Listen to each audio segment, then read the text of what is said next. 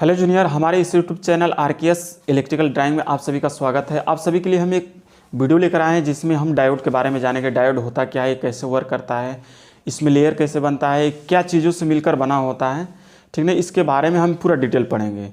तो आइए हम पढ़ते हैं। सिलिकॉन या जर्मेनियम में यदि हम कोई इम्प्योरिटी मिला देते हैं तो एन टाइप और पी टाइप सेमीकंडक्टर्स बन जाता है। चूँकि जो डायोड होता है एन टाइप और पी टाइप सेमीकंडक्टर से मिलकर बना होता है। एक डायोड को बनाने में एक एन और एक पी टाइप सेमीकंडक्टर्स जब प्रयोग होगा तब जाकर एक से डायोड बनेगा।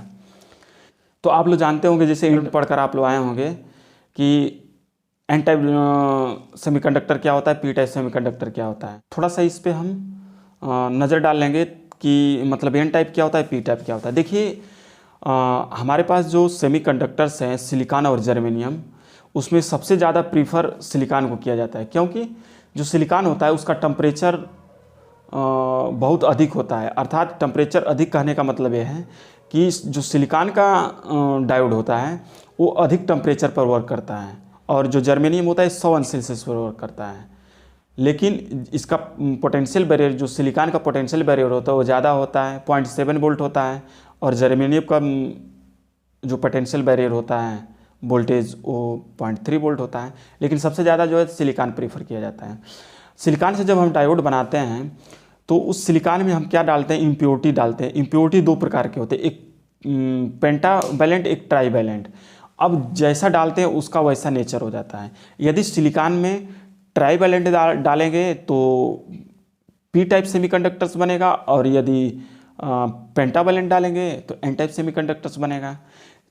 आप लोग इसके बारे में जानते होंगे कि एन टाइप सेमीकंडक्टर्स में क्या होता है, पी टाइप सेमीकंडक्टर्स में क्या होता है।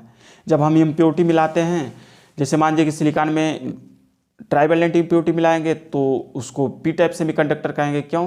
क्योंकि इसमें जो मेजॉरिटी कैरियर के रूप में प्रेजेंट होते हैं वो होल होते हैं, और माइनॉरिटी कैरियर के रूप में इलेक्ट्रॉन होते हैं। सिलिकॉन में यदि पेंटावैलेंट मिलाते हैं तो एन टाइप सेमीकंडक्टर इसको कहते हैं। इसको एन टाइप क्यों बोलते हैं? क्योंकि इसमें इलेक्ट्रॉन की अधिकता होती है। इसमें मेजॉरिटी कैरियर के रूप में इलेक्ट्रॉन होते हैं और माइनॉरिटी कैरियर के रूप में होल होते हैं। चूँकि डायोड हो या कुछ भी हो जिसमें इलेक्ट्रॉन फ्लो करे, उसमें मुक्त इलेक्ट्रॉनों के प्रवाह से ही करंट फ्लो होता है। तो आइए देखते हैं किसी डायोड में कैसे इलेक्ट्रॉन फ्लो होता है, कैसे डिप्लेशन लेयर बनता है, कैसे पोटेंशियल डिफरेंस जनरेट होता है। तो आइए हम सीखते हैं।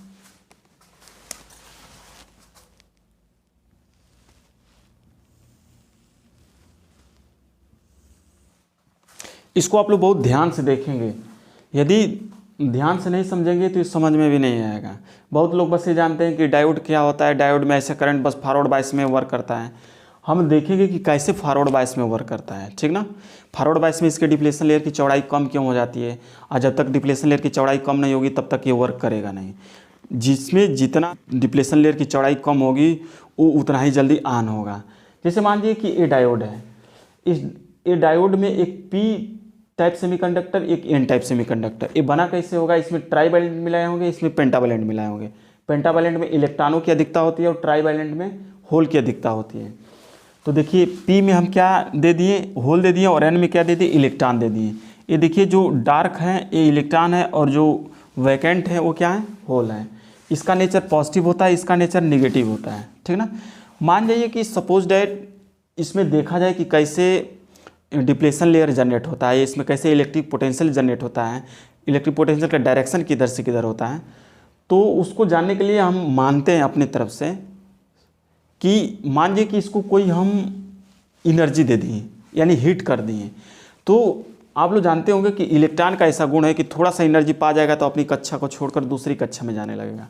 अब जैसे कहने का मतलब, अब यहाँ हीट दे दिए, यहाँ पे मान लीजिए कि इसको दे दिए हीट, तो चूंकि ये भी इलेक्ट्रॉन है, ये भी इलेक्ट्रॉन है, ये भी इलेक्ट्रॉन है, ये भी इलेक्ट्रॉन है, इन दोनों का नेचर सेम होगा, सभी का नेचर सेम होगा। इधर होल, सभी का नेचर सेम होगा। नेचर कहने का मतलब कि जब दोनों सेम नेचर के होंगे तो एक दूसरे को प्रतिकर्षित करेंगे, और जब डिफरेंट नेचर के होंगे तो अट्रैक्ट करेंगे।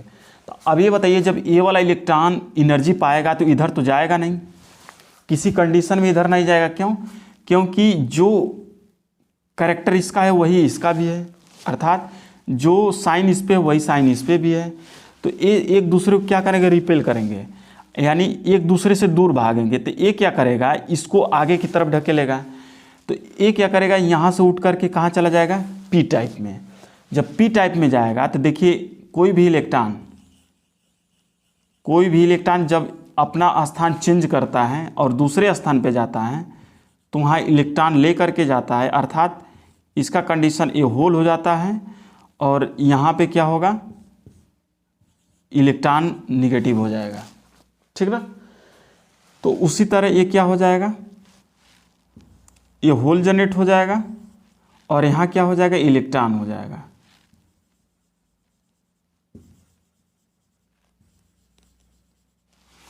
इसका नेचर, इलेक्ट्रॉन का नेचर कैसा होता है, निगेटिव होता है, और होल का नेचर कैसा होता है, पॉजिटिव होता है, ठीक ना। अब एक चीज़ ये बताइए, यदि इसको हम ऐसे कर दें तो ये, अगर इन दोनों को हम प्लेट माने, इधर जो है इसको निगेटिव बोला जाएगा और इधर वाले को क्या बोला जाएगा, पॉजिटिव बोला जाएगा। अब ये बताइए, पहले तो ये डिप्लेशन लेयर एकदम पतला था, लेकिन थोड़ा सा उसमें विक्षोभ की वजह से थोड़ा सा उष्मा पा गया तो इलेक्ट्रॉन कहाँ चला गया, पी में चला गया। जहाँ से गया अपने जगह पे क्या छोड़ दिया, खाली जगह छोड़ दिया, जिसको हम क्या कहेंगे, होल कहेंगे। अब इस कंडीशन में चूंकि कोई भी इलेक्ट्रॉन जब एक कक्षा से दूसरी कक्षा में जाता है तो अपनी एनर्जी को लूज कर देता है। दूसरे शब्दों में कह सकते हैं कि जब ए इस पे माइनस इस पे प्लस हो गए तो एक साथ जब आएंगे तो ये क्या हो जाएंगे, रिकम्बाइंड हो जाएंगे। रिकम्बाइंड हो जाएंगे तो ये क्या करेंगे, कोई वर्क नहीं करेंगे, चलेंगे नहीं, ठीक ना। या ऐसे भी समझ सकते हैं कि जब ये यहाँ से यहाँ चलाया तो अपनी एनर्जी लूज कर दिया होगा, लेकिन पूरा नहीं, 100% में से मान लीजिए 95% लूज कर दिया, 5% तो बचा। वही 5% लेकर के एक क्या है, निगेटिव चार्ज और एक पॉजिटिव चार्ज डेवलप कर लिया है। अब ये बताइए, ये निगेटिव हो गया, ये पॉजिटिव हो गया, तो इलेक्ट्रिक पोटेंशियल किधर से किधर लगता है, इलेक्ट्रिक पोटेंशियल हमेशा प्लस से माइनस की तरफ लगता है। किधर से किधर लगता है इलेक्ट्रिक पोटेंशियल, प्लस से माइनस की तरफ। अब ये बताइए कि इस लेयर में किधर से इलेक्ट्रिक पोटेंशियल किधर से किधर होगा, इलेक्ट्रिक पोटेंशियल का डायरेक्शन इधर हो जाएगा। अब ये बताइए कि हम तो ये समझ गए कि इलेक्ट्रिक पोटेंशियल का डायरेक्शन किधर होगा, इलेक्ट्रिक पोटेंशियल इसमें जनरेट होगा, लेकिन लेयर के बारे में हम जान लें तो ये बताइए, इलेक्ट्रॉन जब यहाँ से यहाँ आया होगा तो अपनी एनर्जी, पूरी एनर्जी को लूज कर दिया। अब इसके पास उतना चलने के लिए शक्ति नहीं मिला जब तक कि इसको दोबारा हम एनर्जी न दें, या तो कोई ऐसा मीडियम हो कि इसको खींच ले, खींचेगा तब तो ये चला जाएगा, लेकिन अगर नहीं खींच पाएगा तो ये यहीं पे क्या हो जाएगा, स्थिर रहेगा। क्या रहेगा, स्थिर रहेगा। अब ये बताइए, जब ये अपनी एनर्जी को लूज कर दिया तो ये क्या करेगा, इसी जंक्शन पे क्या करेगा, इकट्ठा रहेगा, यानी रुका रहेगा, ये कहीं जाएगा नहीं। जब ये आगे जाएगा ही नहीं, यहाँ पे जमा रहेगा, तो ये बताइए कि इधर से कोई इलेक्ट्रॉन को इधर जाने देगा, ये तो कभी नहीं जाने देगा। इसलिए नहीं जाने देगा क्योंकि ये जमा एक पत्थर की तरह एक रास्ते में, मान लीजिए कि ऐसे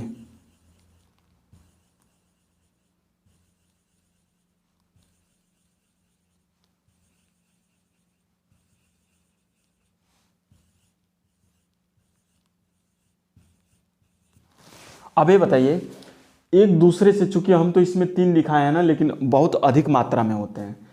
तो मान लीजिए कि ये लेयर है, लेयर के इस पार इलेक्ट्रॉन है, इस पार होल है। अब ये देखिए, इन दोनों इलेक्ट्रॉनों के बीच में कोई जगह नहीं है, या इन दोनों होलों के बीच में कोई जगह नहीं है। जब कोई जगह नहीं है तो इधर से क्या कोई किसी इलेक्ट्रॉन को जाने देगा का ये होल, या ये इलेक्ट्रॉन किसी होल को इधर जाने देगा क्या? क्यों? क्योंकि एक दूसरे के बीच में जगह नहीं है। अगर जगह कब होता, जब ये चलनशील होते हैं। मान लीजिए कि ये इधर ऊपर चला जाता और ये इधर चला आता, तो कुछ ना कुछ बीच में जगह बन जाता है जिससे होल आगे निकल जाता है या इलेक्ट्रॉन इधर चला आता है, ठीक ना।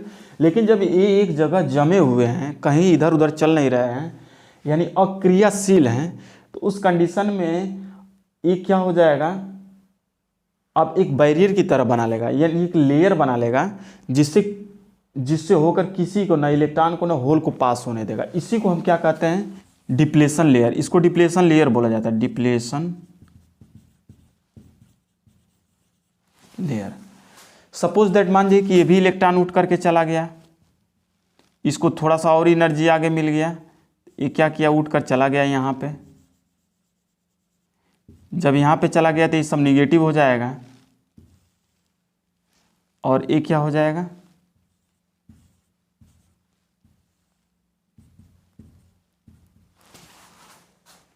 तो उस कंडीशन में जैसे हम एनर्जी बढ़ाए तो ये दूसरा इलेक्ट्रॉन भी यहाँ जंप कर गया।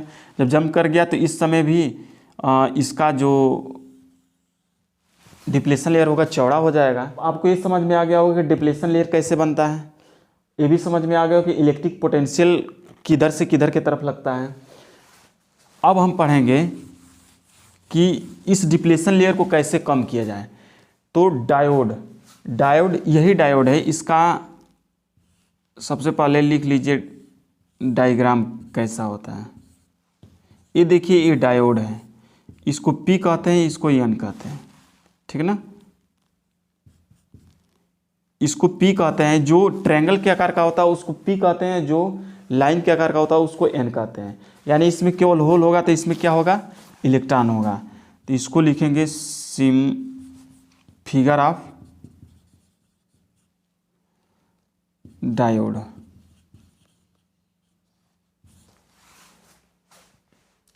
अब ये डायोड किस कंडीशन में वर्क करता है, अब इसके बारे में बताएंगे।